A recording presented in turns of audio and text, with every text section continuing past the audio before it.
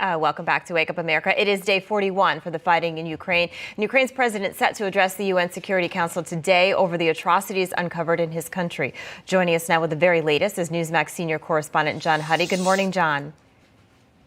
Good morning. We are, just so you know, we're in a convoy right now with former Ukrainian President Petro Poroshenko. We are heading northward to Chernihiv. This is one of the cities that is very close to the border of Belarus. It's really been devastated. According to the mayor, there are 70% of the city has been destroyed. And if we can kind of turn the camera a little bit and show you, it's very dangerous. We were warned about road mines on the side of the road. Let's be careful here, guys.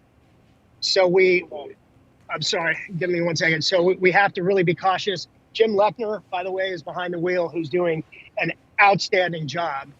His knowledge, his experience is unmatched, and he's doing a terrific job. And we have Nikita in the car, who's our local fixer from Kyiv, who's also been keeping us safe, and Ayub, who's my photographer, who's behind the camera.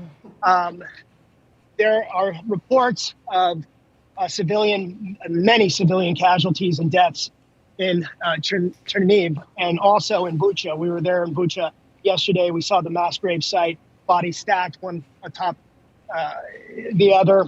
There are reports from Ukrainian officials about hundreds of other bodies found there. We're expecting to see a scene of devastation also in Chernihiv as well. Again, this was all the area in northern Ukraine that was really it was the front line. This is where the Russian forces came across the border from Belarus into this region, trying to push south to try to take Kyiv. As we know, that did not happen. Though the battlefront rages, we're really moving along at a fast pace. The battle rages in the east. Reports as we go along. There's very spotty service as we go along these farm fields, country roads, winding country.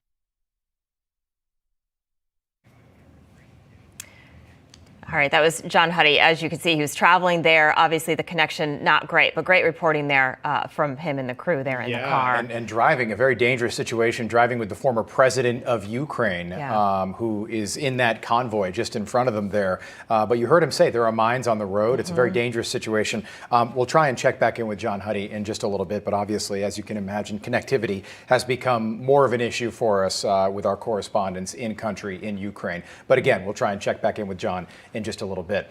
We keep hearing stories about Russian atrocities and war crimes throughout the country of Ukraine. President Zelenskyy set to address the UN Council in just a few minutes. We hear that could happen at any moment. Again, we don't have confirmation on that, but we are standing by for that as well. And joining us now for more is a member of Ukraine's Parliament, Yevhenia Kravchuk. Thank you so much for coming to Wake Up America again. First of all, how are you doing? How are you holding up? I've just returned to Ukraine from my trip to United States and Canada.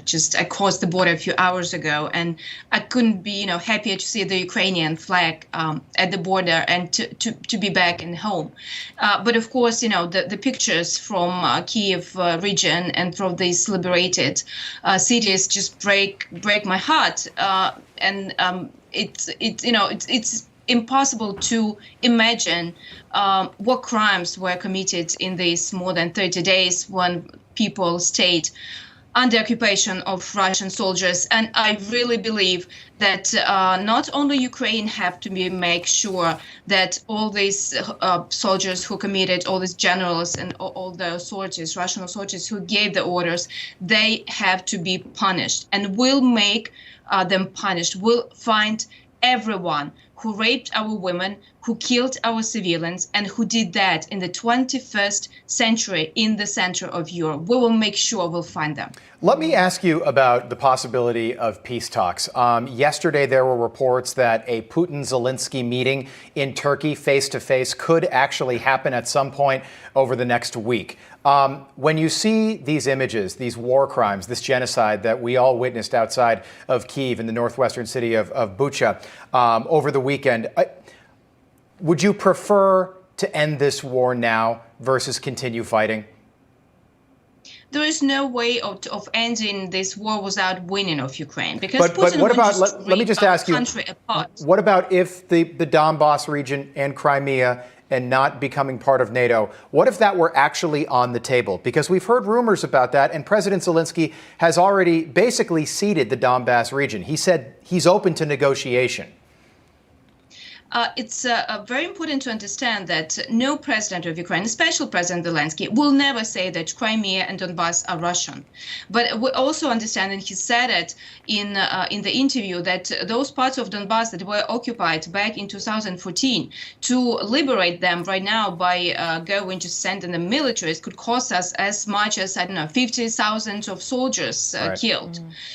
So, it is a hard, hard process. But we will never admit that those are Russian territories, and that's what Russia wants, to name them Russian territories. But right now, we have to kick out Russian troops from the places, from the territories that they got, since February 24th. Because all these atrocities that were done in Bucha that you saw, in other cities, Irpin, in Makariv, in other, small cities, are being done right now in other territories that are under occupation. We have to understand that the only way to release and to give relief to the people who are staying there is to counterattack and to kick out Russians from over there, because they have no moral limits at all. So Ukraine's foreign minister said that what happened in Bucha is just the tip of the iceberg. Do you agree? Yes, the world will be shocked again when we'll get to Mariupol, when we'll get to those territories where they stay right now.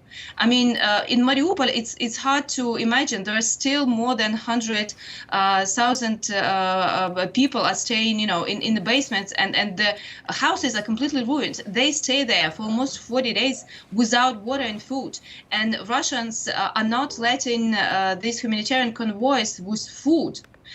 So, I just can't imagine there are people that died because of hunger and dehydration as well, not only because of shelling and shootings. Yevhenia, so you're saying, if I'm understanding you correctly, that the Ukrainian people will not accept anything less than a complete withdrawal of the Russian army from your country, from the sovereign nation of Ukraine. Is that correct? Of course. And that's why we're asking for more weapons, because when we have these weapons from America, from other countries, we have a lot of troops in Ukraine and Ukrainian army who are very who have the high morale to go and have these counterattacks to relieve and to release our people. Very quickly, what else do you need? You mentioned weapons. Do you need supplies? What else is it that you need? We would need sanctions on Russia. I mean, there is no way countries are, going to buy Russian gas and oil after they saw what Russians do with civilians in such cities as Bucha.